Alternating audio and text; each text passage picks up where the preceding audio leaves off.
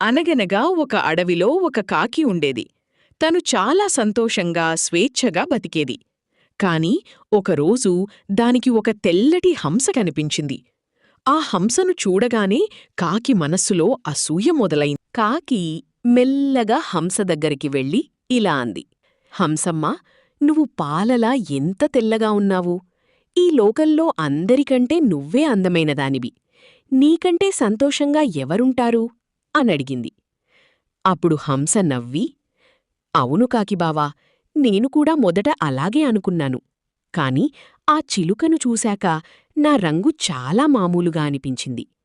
2 రంగులు ఉన్న ఆ చిలుకే నిజమైన అందగత్తె. వెంటనే కాకి చిలుక దగ్గరికి ఎగిరి వెళ్ళింది. చిలుకమ్మా, నీ పచ్చని రంగు, ఎర్రటి ముక్కు ఎంత బాగున్నాయో! నువ్వే అసలైన అందానివి అంది.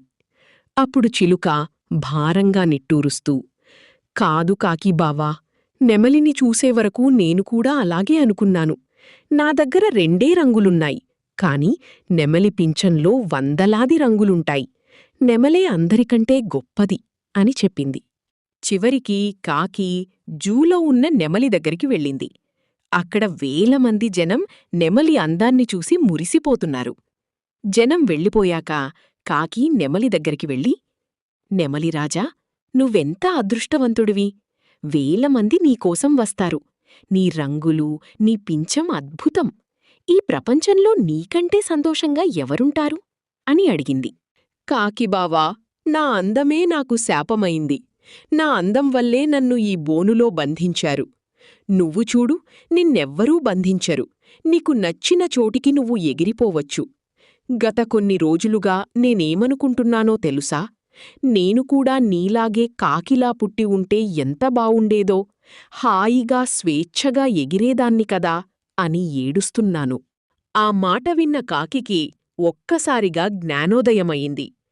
తన నలుపు రంగులో ఉన్న గొప్పతనాన్ని, తనకు ఉన్న స్వేచ్ఛను అది అర్థం చేసుకుంది. అనవసరంగా ఇతరులతో పోల్చుకుని బాధపడటం మానేసి తనకున్న దానితో తృప్తిగా బతకడం మొదలుపెట్టింది.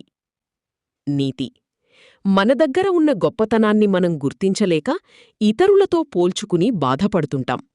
తృప్తిగా ఉండటమే అసలైన సంతోషం.